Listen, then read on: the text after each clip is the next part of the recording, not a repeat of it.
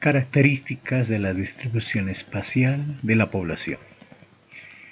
Es importante saber este tema por el tema de que la distribución de la población en la superficie terrestre es muy desigual. En algunos puntos hay bastante concentración respecto a otros, y esto es importante justamente para tomar algunas decisiones y programar algunas acciones justamente, sobre todo en salud. Y es lo que veremos ahora en esta presentación respecto a la distribución espacial, por ejemplo, de la población. Cómo es la distribución por áreas geográficas y divisiones políticas, sobre todo en nuestro medio, en nuestro país. Cómo está organizado territorialmente la distribución por departamentos, la regionalización en salud, que es un tema importantísimo justamente por esto de la distribución espacial. La diferencia entre urbano y rural, que también tiene implicaciones en salud. El tema de la urbanización y finalmente la densidad poblacional. Si hablamos de distribución espacial, justamente es necesario revisar algunos conceptos básicos en este aspecto. Uno de los primeros, la población absoluta. ¿Qué es la población absoluta? No es nada más que el número total de habitantes que viven en un lugar determinado. Así de simple. Por ejemplo, la siguiente presentación nos ayuda a distinguir la magnitud o el tamaño de la población mundial. Para el 2020, para este año, se ha estimado que, según Naciones Unidas, alcanzaríamos una cifra de 7.700 millones de personas. Hasta el 2030, como ven en la presentación, llegaríamos a 8.500 millones y así la proyección hasta el 2011. Crece exponencialmente, obviamente, ¿no? Y eso también acarrea justamente mayores necesidades en todo ámbito, no solamente salud. El otro aspecto es el tema de la densidad, que posteriormente vamos a profundizar, pero básicamente esta se refiere a la relación entre el número de habitantes y el espacio en el que vive. Esta figura nos ayuda a entender, por ejemplo, cómo va distribuida la población a nivel mundial. Según estudios de la ONU, esto fue hasta el 2002, hay que actualizarlo, Europa y Asia eran donde había mayor concentración de población, a diferencia de los otros continentes. Y actualmente, bueno, continúa en ese sentido, ¿no? Y si nos referimos a las áreas geográficas y las divisiones político-administrativas, obviamente hay una organización territorial justamente en nuestro país. Manejamos departamentos, provincias, municipios y justamente desde la nueva constitución política los territorios indígenas originarios campesinos. Entonces esa es la organización por lo menos ya establecida en la constitución política del 2009 para Bolivia. Y si hablamos del tema de regionalización de la salud, ¿a qué se va a referir? Lo que pasa es que en los servicios de salud, en el proceso de organización a nivel de territorio o una localidad, siempre va una lógica de descentralización. Ya incluso en nuestro país, por el tema de la ley marco de autonomías, hubo el proceso de descentralización del sistema de salud también en función a dependencias de la gobernación o de municipios. Entonces es algo fundamental justamente para un buen funcionamiento, aunque nuestro medio no siempre fue así, aunque teóricamente debería serlo, ¿no? Eso con el fin de alcanzar condiciones adecuadas de salud, justamente, y el tema de accesibilidad y de cobertura sean las óptimas, pero no necesariamente la teoría se lleva con la práctica, ¿no? En nuestro medio estamos viendo en la situación actual cómo estamos viviendo en ese tema, ¿no? Y en el tema de regionalización, justamente hay que valorar los siguientes elementos, por ejemplo, el tema de la territorialidad. Eso es importante de marcar ya en nuestro sistema de salud por el tema de redes de salud, por ejemplo, aunque tiene una distribución distinta a la distribución municipal o por distritos, que sé yo, una red tranquilamente puede abarcar 2 municipios o varios distritos. Entonces, por ejemplo, son cosas que hay que trabajar para de alguna manera agilizar el tema territorial de repente, ¿no? Que es distinto en nuestro sistema, ¿no? Por tanto, es importante pues el análisis demográfico en la que podamos ya distinguir justamente las necesidades de servicio, por ejemplo, o justamente qué es lo que estamos ofertando. Y a esto obviamente por variables ya demográficas, ya sea por edad, por sexo o por servicios, que sé yo, por grupos de riesgo, por población en riesgo, qué sé yo. El tema de acceso obviamente tiene que ver, ¿no?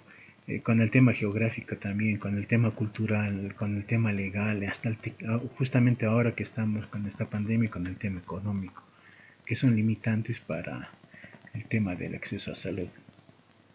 Y si hacemos el análisis de cobertura, esta debería incluir, ¿no? ¿Cuál es la capacidad de respuesta del servicio de salud, por ejemplo? Eh, hay que caracterizar cuál es la oferta, la demanda y necesidades para ver si hay una relación, un equilibrio justamente en este aspecto. Y si hacemos algunos análisis más, por ejemplo, el tema de la capacidad de autogestión, es un tema delicado en nuestro tiempo, pero bueno, la idea es que el sistema de salud debe tener la capacidad de formación, de especialización, pero con sus propios recursos, digamos, ¿no? Eh, y de igual manera para brindar salud. Pero no sucede esto, ¿no? El autoabastecimiento en realidad, incluso de serie de suministros, qué sé yo, no funciona, pero en el sentido teórico debería haber esto, ¿no? El tema de intersectorialidad es clave, porque el tema de salud obviamente no es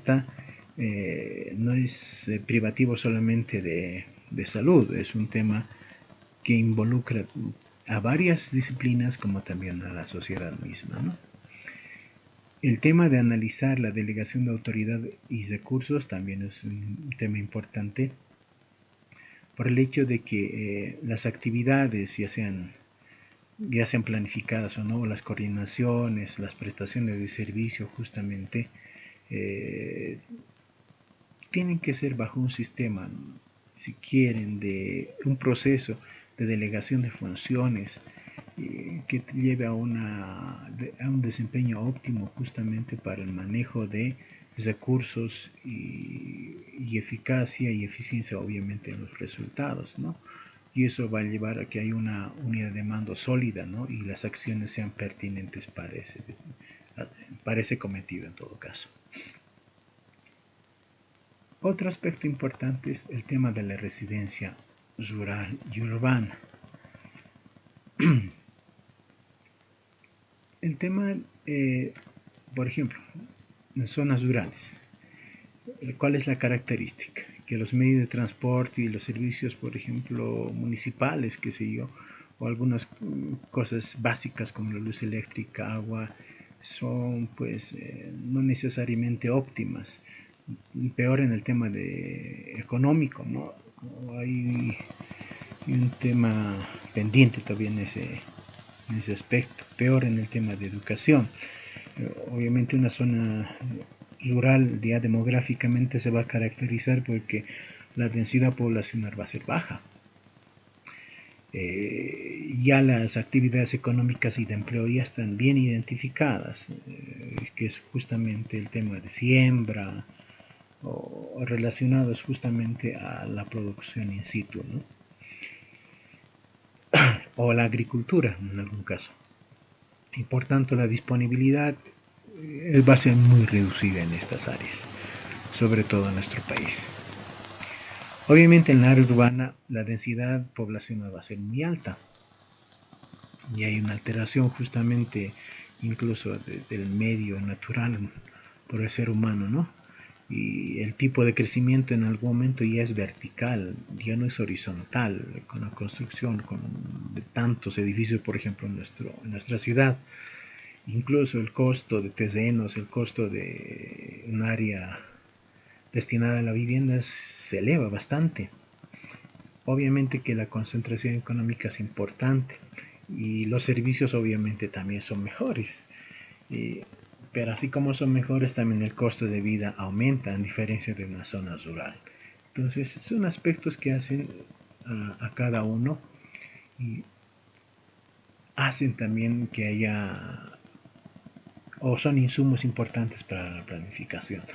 Por ejemplo, aquí vemos un gráfico que nos permite ver cómo ha ido aumentando, por ejemplo, el tema de la concentración de la población en área urbana a través del tiempo y más bien un descenso de la población a nivel del área rural.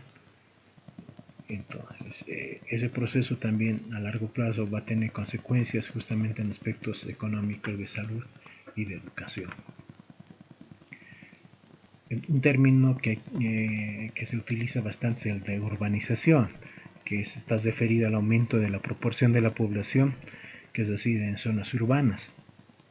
Esto ya, como habíamos visto, por el desequilibrio o por el aumento o por la migración de población del área rural al área urbana. Entonces, un indicador que se utiliza bastante para esto es el tema de la densidad poblacional. Esta, como vemos a continuación, relaciona el total de la población de un grupo de edad respecto a la superficie del territorio, pero que está considerada en kilómetros cuadrados. Así, por ejemplo, si tuviéramos una densidad, por ejemplo, qué sé yo, de 70, bajo este cálculo, ¿qué diríamos? Como la densidad de 70, pues existen 70 personas por kilómetro cuadrado en el área de estudio.